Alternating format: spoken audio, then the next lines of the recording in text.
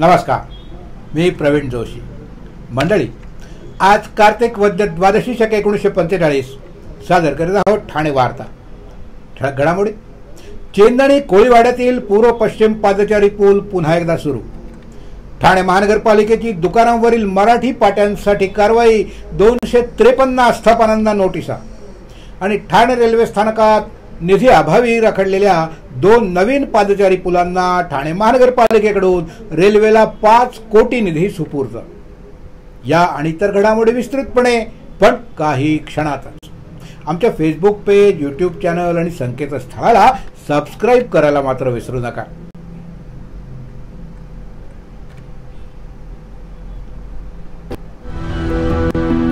मैं घर घर जाके काम करती हूँ और मेरे हस्बैंड ऐसी बेलदारी मजदूरी करते हैं. पहले मैं टीके लगवाती थी, फिर ऐसा हुआ कि हम लोग काम करते थे, हमारा काम डाउन होने लगा. फिर हम गांव चले गए. फिर गांव से आए तो हम दोनों काम में बिजी हो गए. एनम दीदी हमारे एक दिन घर आई. उन्होंने कहा कि मुझे कार्ड दिखाओ. फिर उन्होंने देखा उसमें कुछ टीके छूटे पड़े. आस पड़ोस में जितने भी बच्चे हैं उनके घर पर गए. उनकी मम्मी पापा से बोले जो बच्चे छूट गए हों वो बच्चे अपना टीका लगवा लें. अब हम लोग सारी लेडीज मिलकर बच्चों का टीका लगवा के आए. हम तो भूल गए थे कि हमारे बच्चे का टीका नहीं लगा, लेकिन सरकार नहीं भूली. हमारे दरवाजे पर आए और टीका लगाए. मिशन इंद्रधनुष.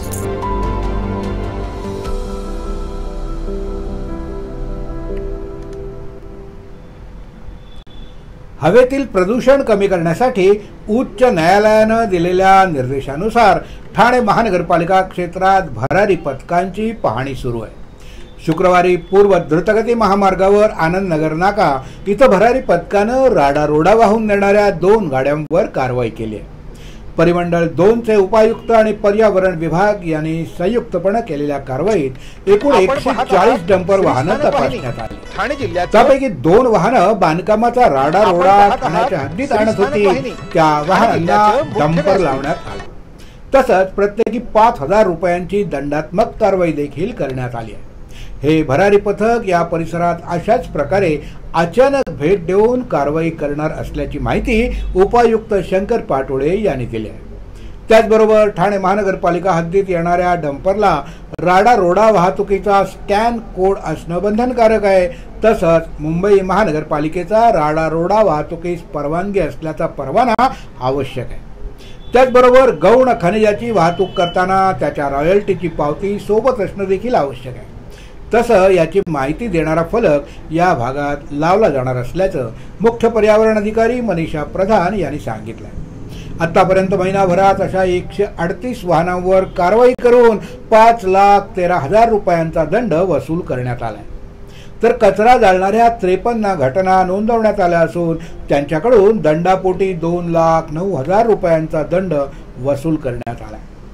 ठाणे महानगरपालिकेनं हवा प्रदूषण रोखण्यासाठी विविध उपाययोजना अंमलात आणल्या आहेत.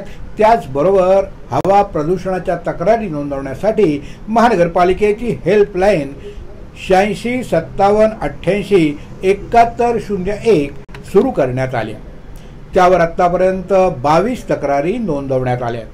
महापालिका क्षेत्रात होत असलेल्या हवेच्या प्रदूषणाबाबत नागरिकांनी 86 57 88 7101 या व्हॉट्सअप क्रमांकावर छायाचित्रासह तक्रार नोंदवावी असं आवाहन महानगरपालिकेनं केलं आहे.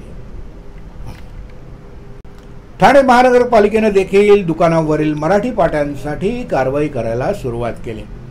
न्यायालयानं दुकानांच्या पाट्या मराठीतच असाव्यात असे आदेश दिले होते. मात्र असं असताना देखील दुकानं अथवा आस्थापनांवरील नावं ही इंग्रजीतच होती. यामुळं महानगरपालिकेने अशा दुकान आणि आस्थापनांवर कारवाई सुरू केली. या कारवाईच्या अंतर्गत एकूण 253 आस्थापनांना नोटिसा देण्यात आल्या असून पालिकेनं या अंतर्गत कोपरी नौपाडा प्रभाग समितीमध्ये 28, माजिवडा मानपाडा प्रभाग समितीमध्ये 10, लोकमान्य नगर प्रभाग समितीमध्ये 11, उत्तरेश्वर प्रभाग समितीमध्ये 104, वर्तक नगरमध्ये 105, मुंब्रामध्ये 21, दिव्यामध्ये 74 दुकानं किंवा आस्थापनांवर त्यांचे नामफलक मराठीत नसल्यामुळे नोटिसा बजावल्या आहेत. ठाणे रेल्वे स्थानकाच्या पूर्व आणि पश्चिम बाजूला वसलेल्या चेंदणी कोळीवाड्यातील वसाहतीतील नागरिकांच्या दररोज वापरात असलेला पादचारी पूल अचानक बंद केल्यानं स्थानिक नागरिकांनी खासदार राजन विचारे यांच्याकडे धाव घेऊन आपल्या अडचणी त्यांच्यासमोर मांडल्या।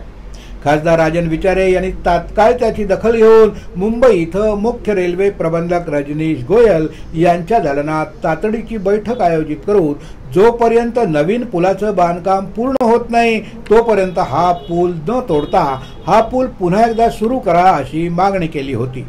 त्यामुळे रेल्वेने या पुलाच्या दुरुस्तीचं काम सुरू करून नागरिकांना सदर पूल खुला केलाय। भारतातील पहिली रेल्वे सुरू झालेल्या ठाणे रेल्वे स्थानकाच्या जागेवर चेंदणी कोळीवाडा हे गाव वसलेलं होतं। रेल्वे सुरू झाल्यानंतर या गावामधून रेल्वे लाईन टाकण्यात आली आणि ही गावं पूर्व आणि पश्चिम बाजूला विभागली गेली।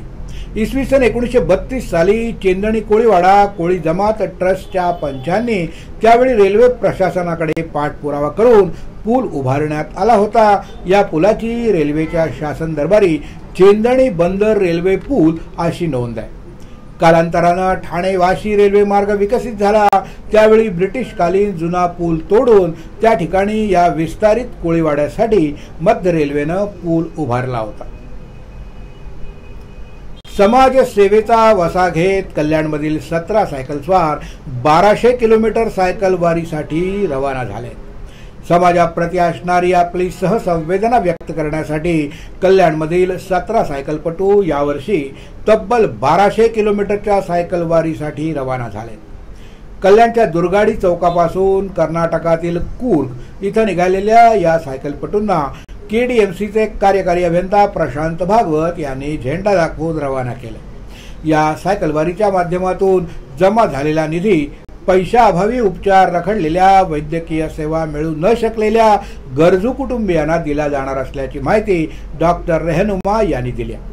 विशेष म्हणजे या सायकल रॅलीमध्ये डॉक्टर, वकील, इंजिनियर, व्यावसायिक, पोलीस इत्यादी विविध क्षेत्रातील दिग्गज व्यक्ती सहभागी झाले। पुढल्या 7 दिवसात कल्याण ते कूर्ग हे 1200 किलोमीटर अंतर कापण्याचं त्यांच्या पुढे आव्हान असणार आहे। यंदाच्या सायकल वारीचं हे 5वं वर्ष असून याआधी देखील सामाजिक बांधिलकी जपत ही सायकल वारी संपन्न झाली। ठळक घडामोडी पुन्हा एकदा। चेंदणी कोळीवाड्यातील पूर्व पश्चिम पादचारी पूल पुन्हा एकदा सुरू।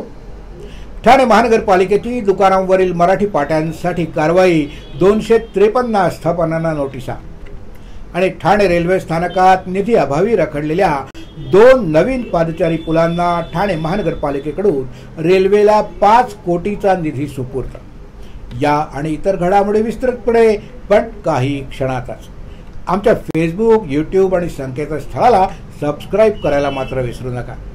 या पुढील घडामोडी एका छोट्याशा ब्रेक नंतर कुठेही जाऊ नका, पाहत राहा फक्त ठाणे वार्ता।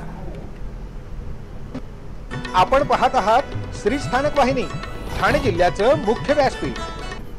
ठाणे वार्ता पहा श्री स्थानक वाहिनीवर। आता सकाळी 9:15 पासून रात्री 9:15 पर्यंत ठाणे वार्ता, ठाण्यातील पहिलं दृकश्राव्य माध्यम। ठाणे वार्ता आणि श्री स्थानक वाहिनीचं लाईव्ह स्ट्रीमिंग ठाणेवार्ता.com वरील लाईव्ह स्ट्रीमवर क्लिक करा आणि अगदी मोबाईलवरही ठाणे वार्ता श्री स्थानक वाहिनीचा आनंद लुटा। यासाठी आमचं ॲप डाउनलोड करा। आपला परिसर स्वच्छ आणि सुंदर ठेवण्यासाठी ठाणे महापालिकेत सहकार्य करा। ओला सुका कचरा वेगवेगळा जमा करा आणि रोगराईपासून मुक्तता मिळवा। डॉक्टर आणि रुग्णांचं पिढ्यानपिढ्यांचं जिव्हाळ्याचं नातं म्हणजेच डॉक्टर बेडेकर हॉस्पिटल। आता अत्याधुनिक सोयी सुविधा आणि तंत्रज्ञान युक्त वंध्यत्व निवारण केंद्रात IVF आणि टेस्ट ट्यूब बेबीचीही सुविधा। डॉक्टर बेडेकर हॉस्पिटल, महर्षी कर्वेपथ, ठाणे। 65 वर्षांची निरंतर सेवा। ठाणे वार्ता पहा श्री स्थानक वाहिनीवर। आता सकाळी 9:15 पासून रात्री 9:15 पर्यंत ठाणे वार्ता, ठाण्यातील पहिलं दृकश्राव्य माध्यम। आपण पाहत आहात श्री स्थानक वाहिनी, ठाणे जिल्ह्याचं मुख्य व्यासपीठ। ब्रेक नंतर आपलं पुन्हा एकदा स्वागत। महाराष्ट्र शासनाच्या क्रीडा आणि युवक सेवा संचालनाअंतर्गत जिल्हा क्रीडा परिषद आणि जिल्हा क्रीडा अधिकारी मार्फत 17 ते 19 वर्षाखालील मुलं मुली राज्यस्तरीय शालेय वेटलिफ्टिंग क्रीडा स्पर्धांचं आयोजन करण्यात आले। या स्पर्धेचं उद्घाटन जिल्हाधिकारी अशोक शिंगारे यांच्या हस्ते झालं।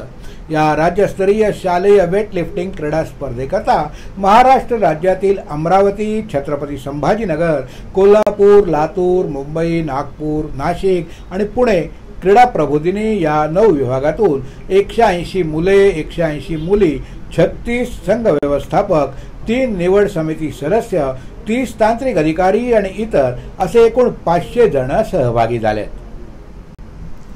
आदिवासी कुटुंबांची फसवणूक प्रकरणी आदिवासी विकास आढावा समिती अध्यक्ष विवेक पंडित यांनी पीडित कुटुंबियांची भेट घेतली। 2 भावांनी आदिवासी कुटुंबाला फसवल्याची घटना डोंबिवली जवळील खोणी गावात घडली आहे। दोन्ही आरोपींनी आदिवासी कुटुंबियांकडून विनामूल्य काम करून घेतलं होतं, तसंच शासकीय योजनेतून मिळालेल्या बकऱ्यांचा ताबा घेऊन त्या विकल्याचा आरोप त्यांच्यावर आहे। या दोघांवर मानपाडा पोलिसांनी गुन्हा दाखल केला असून याबाबत राज्यस्तरीय आदिवासी विकास आढावा समितीचे अध्यक्ष विवेक पंडित यांनी आदिवासी कुटुंबियांची भेट घेऊन चर्चा केली। या प्रकरणाची सखोल चौकशी केली जाईल असं त्यांनी सांगितलं। या प्रकरणात प्रशासन अधिकारी वर्गाची देखील चौकशी व्हावी अशी मागणी त्यांनी यावेळी केली आहे। ठाणे रेल्वे स्थानकात निधी अभावी रखडलेल्या 2 नवीन पादचारी पुलांना ठाणे महानगरपालिकेकडून रेल्वेला 5 कोटी निधी सुपूर्द करण्यात आलाय। ठाणे रेल्वे स्थानकात दररोज 7 ते 8 लाखाहून अधिक प्रवासी ये जा करीत असताना ठाणे पूर्व आणि पश्चिम यांना जोडणारा ठाणे महानगरपालिकेचा पादचारी पूल धोकादायक झाल्यानं रेल्वेकडून तोडण्यात आला होता। त्यामुळे ठाणे पूर्व आणि पश्चिमेकडील स्थानिक नागरिक रेल्वेच्या पादचारी पुलावरून ये जा करीत होते, पण रेल्वे प्रवाशांची वाढती संख्या लक्षात घेता प्रवाशांना पादचारी पूल अपुरे पडत होते।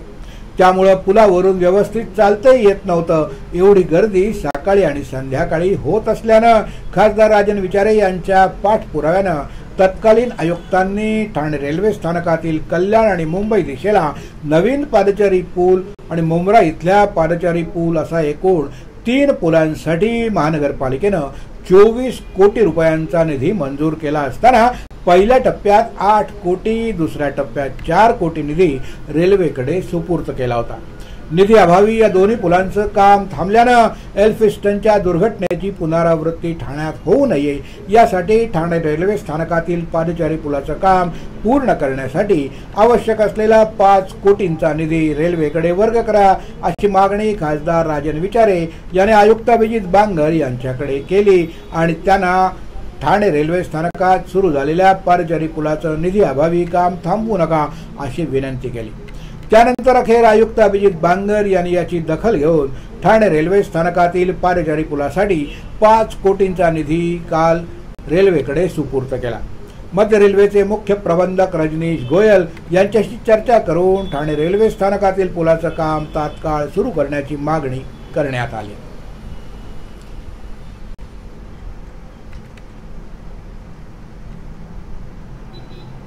सर्व नागरिकांना आवाहन करण्यात येत आहे की सध्या डासांमार्फत पसरणाऱ्या डेंग्यू या आजाराचा प्रसार रोखण्यासाठी प्रत्येकाने पुढील प्रमाणे कार्यवाही करावी।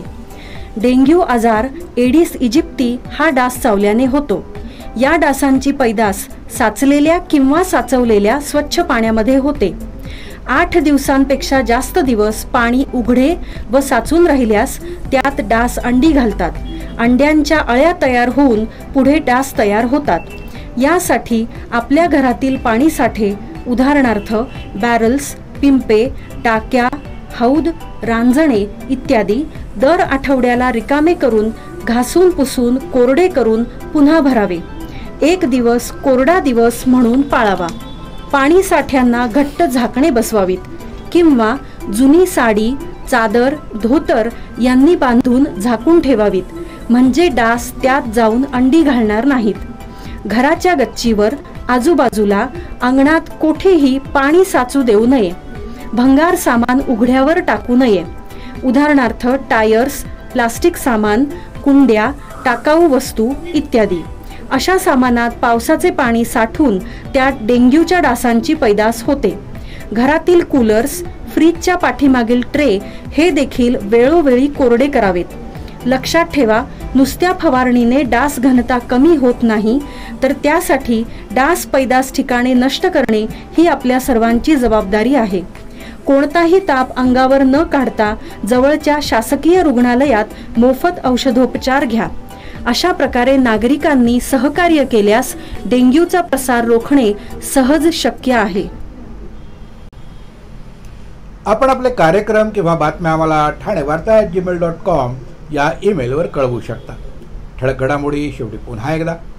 चेंदणी कोळीवाड्यातील पूर्व पश्चिम पादचारी पूल पुन्हा एकदा सुरू. ठाणे महानगरपालिकेची दुकानांवरील मराठी पाट्यांसाठी कारवाई. 253 आस्थापनांना नोटिसा. आणि ठाणे रेल्वे स्थानकात निधीअभावी रखडलेल्या 2 नवीन पादचारी पुलांना ठाणे महानगरपालिकेकडून रेल्वेला 5 कोटी रुपयांचा निधी सुपूर्द. या होत्या ठाणे वार्ता. आपली एखादी बातमी बघायची राहून गेली असेल तर आपण आमच्या ठाणेवार्ता.in या संकेतस्थळाला किंवा फेसबुक पेज तसंच यूट्यूब चॅनलला अवश्य भेटा. तर मग पुन्हा भेटूया पुढल्या बातमीपत्रात फक्त श्री स्थानक वाहिनीवर. धन्यवाद.